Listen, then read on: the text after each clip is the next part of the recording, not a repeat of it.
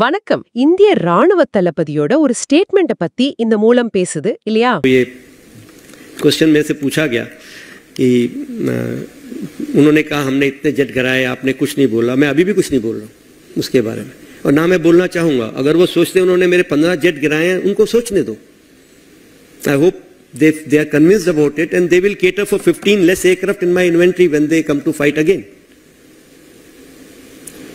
So why should I talk about it? तो मैं उसके बारे में आज भी कुछ नहीं बोलूँगा कि क्या हुआ, कितना नुकसान हुआ, नहीं हुआ, कैसे हुआ, क्या कुछ नहीं बताना चाहिए, क्योंकि उनको पता करने दो ना।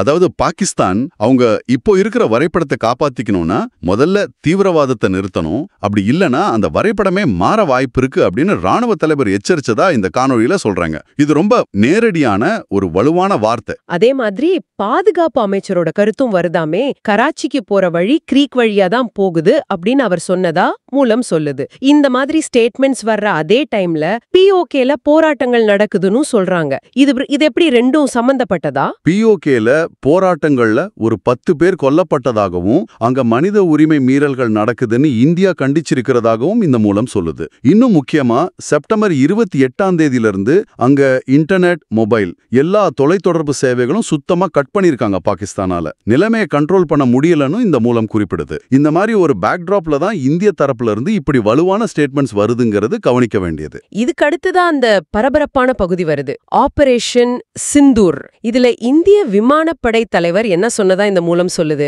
F-16 பத்தின தகவல்கள் இங்க தானே வருது. ஆமாமா, இங்கதான் விஷயம் கொஞ்சம் சூடு பிடிக்குது.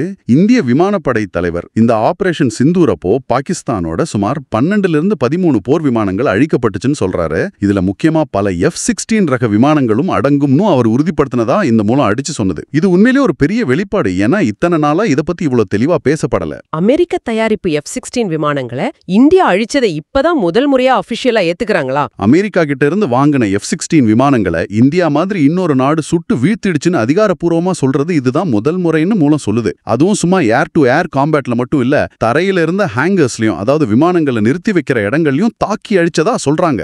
அது மட்டும் இல்லாம பாகிஸ்தானோட AWNC விமானம் ஒன்னும் சுட்டு வீழ்த்தப்பட்டதா சொல்றாங்களே. AWNC அதாவது airborne early warning and control system. சிம்பிளா சொன்னா வானத்துல பறந்துகிட்டே எதிரி விமானங்களை கண்காணிக்கிற, நம்ம விமானங்களுக்கு வழிகாட்டுகிற ஒரு கண்ட்ரோல் டவர் மாதிரி. இந்த மாதிரி விமானங்களை சுட்டு வீழ்த்துறது ரொம்ப ரொம்ப கஷ்டம். ஏன்னா அதுங்க பொதுவா போர் முனைக்கு பின்னால சேஃபான இடத்துல தான் இருக்கும். நவீன போர் வரலாற்றிலேயே இப்படி ஒரு AWNC விமானம் சுட்டு வீழ்த்தப்படுறது இதுதான் முதல் தடவைன்னு இந்த மூலம் சொல்லுது. இது மட்டும் உண்மையா இருந்தா பாகிஸ்தானுக்கு மிகப்பெரிய இழப்பு, இந்தியாவுக்கு மிகப்பெரிய ராணுவ வெற்றி. அது இவ்வளவு பெரிய விஷயம் நடந்திருந்தா இதெல்லாம் ஏன் இத்தனை நாளா வெளிப்படையா சொல்லல? ஒண்ணு அமெரிக்கா கூட இருக்கிற உறவு. F-16 அமெரிக்கா தயாரிப்பு இல்லையா, அத அழிச்சும் நீ உடனே சொன்னா அமெரிக்கா எப்படி ரியாக்ட் பண்ணுமோன்னு ஒரு தயக்கம் இருந்திருக்கலாம். இன்னொன்று, F-16 தயாரிக்கிற லாக்ஹீட் மார்டின் கம்பெனி கூட இந்தியாவுக்கு நிறைய பிசினஸ் டீல்ஸ், எதிர்கால திட்டங்கள் இருக்கு. அந்த வணிக நலன்களும் ஒரு காரணமா இருக்கலாம்னு. அப்போ இப்போ ஏன் சொல்றாங்க? அந்த கவலை இப்போ இல்லையா? அமெரிக்கா இப்போ எதுவும் சொல்லாதா? இப்போதைய ஜியோபொலிட்டிக்கல் சூழல் கொஞ்சம் மாறிடுச்சு. ரஷ்யா கிட்ட இருந்து S-400 வாங்குனதுக்கே அமெரிக்கா பெரிய எதிர்ப்பு காட்டலைங்கிற மாதிரி ஒரு நிலைமை இருக்கு. அதனால இப்போ F-16 பத்தி பேசுறதுல பெரிய சிக்கல் வராதுன்னு நினைக்கிறாங்களோ என்னவோ. குறிப்பா ட்ரம்ப் இருந்தப்போ இருந்த சூழலுக்கும் இப்போ இருக்கிற சூழலுக்கும் வித்தியாசம் இருக்குன்னு ஒரு கருத்து இருக்கு. அதாவது தகவலை எப்போ வெளியிடணுங்கிறது கூட ஒரு டாக்டிக்ஸ் மாதிரி. சரி, இந்தியா பக்கம் சேதம் இல்ல, பாகிஸ்தான் பக்கம் இருக்குன்னு சொல்றதுக்கு ஆதாரம் இருக்கா? இந்திய விமான தளங்கள்ல எந்த சேதமும் ஆன மாதிரி படங்கள் இல்ல.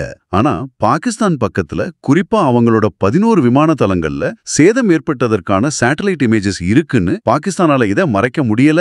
இண்டிபெண்டன்ட் அனலிஸ்ட் கூட சேட்டலைட் படங்கள் மூலமா இதை கன்ஃபார்ம் பண்ணிருக்கிறதாவும் மூலம் சொல்லுது. இந்த வெற்றியில இந்தியாவோட இன்டகிரேட்டட் ஏர் டிஃபென்ஸ் சிஸ்டம், அதுல S-400க்கு ஒரு முக்கிய பங்கு இருக்கலாம்னு இந்த மூலம் கருதுது. எதிரி விமானங்கள் உள்ள வராம தடுத்ததுலயும் வந்த சிலதை ஹேண்டில் பண்ணதுலயும் S-400ஓட திறன் தெரிஞ்சதா சொல்றாங்க. இதனால எதிர்காலத்துல ரஷ்யா கிட்ட இருந்து இன்னும் அதிக S-400 அல்லது அதோட அடுத்த ஜெனரேஷன் S-500 கூட இந்தியா வாங்கலான்னு விமானப்படை தலைவர் சிக்னல் கொடுத்ததாகவும் மூலம் சொல்லுது.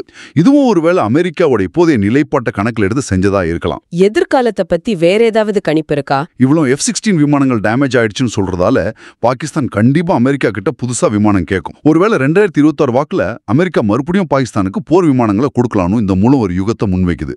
இது எந்த அளவுக்கு நடக்கும்னு பொறுத்து தான் பார்க்கணும்.